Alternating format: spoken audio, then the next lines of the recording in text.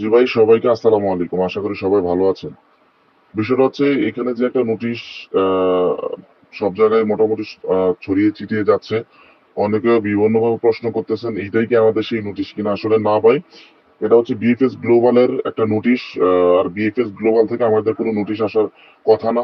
ঠিক আছে, আর বিএফএস কি দিল না দিল এটা তাদের এখতিয়ার, যেহেতু বারবারই ওনারা বলে এটার সাথে তাদের কোনো সম্পৃক্ততা নাই। তাহলে ওনারা কি দিল না দিল ওইটা নিয়ে আর মাথা ঘামাচ্ছি না এখন। আমাদের কথা ছিল আমাদেরকে এম্বাসি এবং কি মন্ত্রণালয় এই দুই ওয়েবসাইটে আপনার নোটিশ দিবে।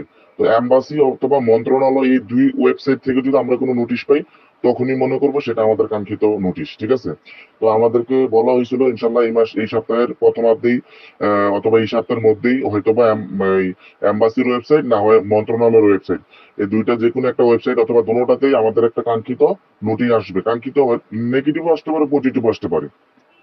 মোটামুটি মোট কথা আমাদের এই বিষয়টা নিয়ে একটা নোটিশ আসবে পুরো কার্যক্রমটা নিয়েই, সেটাই আমাদেরকে আশ্বস্ত করা হয়েছিল। তা আমরা এখনো আশায় আছি, আমরা ওই নোটিশ এখনো পাই নাই। তো আমরা এখনো আশায় আছি হয়তোবা এই সপ্তাহের মধ্যে নোটিশটা পাবো। তো বাকিটা আল্লাহ ভরসা। এখন কথা হচ্ছে ভাই, ওনারা বলেছে দিবে, এখন যদি ওনারা না দেয় এটা তো আর আমাদের এখতিয়ারের ভিতরে পড়ে না। এখন আল্লাহ ভরসা, আমরা এখনো আশায় আছি যে নোটিশটা পাবো। তো অন্তত পক্ষে দেখি আমরা একটু অপেক্ষা করে। আর নোটিশ পাওয়ার আগ পর্যন্ত কেউ ওই ধরনের বিরূপ মন্তব্য কইরেন না, ঠিক আছে। কারণ একটা জিনিস মনে রাখেন, আমরা সবাই আমাদের সর্বপ্রথম পরিচয় হচ্ছে ভুক্তভোগী। আপনি আপনার ক্ষমতা যতটুকু, আমার ক্ষমতা ততটুকুই। এখানে এমনটা কোনো ভাববার কারণ নাই যে নোটিশ আসলেই হয়তো বা কাউরে ক্রেডিট দিয়ে একবার উপরে তুলে ফেলবো, আর নোটিশ না আসলেই মনে হয় একবারে সেই এ, আপনার দায়ভার দিয়ে একবারে তারে পচাই ফেলবো, এরকম কিছু না। ঠিক আছে, যার যে জায়গা থেকে যে যতটুকু পারে চেষ্টা করে। আর ফলাফল আসলে সেটা তো প্রতিফলিত হবেই আশা করি। তো আশা করি সবাই বুঝতে পারছেন। তো ভালো থাকবেন সবাই।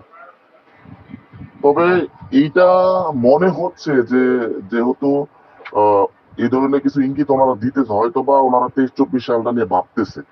ঠিক আছে, এম্বাসি মনে হচ্ছে, বাকিটা আল্লাহ ভরসা। হয়তো বা তারা এটা শেষ করার চিন্তা ভাবনা করতেছে, যেহেতু ওনারা বলছিল যে মেলুনি আসার আগে মোটামুটি একটা পর্যায়ে পৌঁছাবে। বাকিটা আল্লাহ ভরসা ভাই, তাদের কার্যক্রমই তো বোঝা যাবে কেমনটা করে না করে। দেখেন, সবাই আল্লাহর উপরে ভরসা রেখেন, দেখা যাক কি হয়।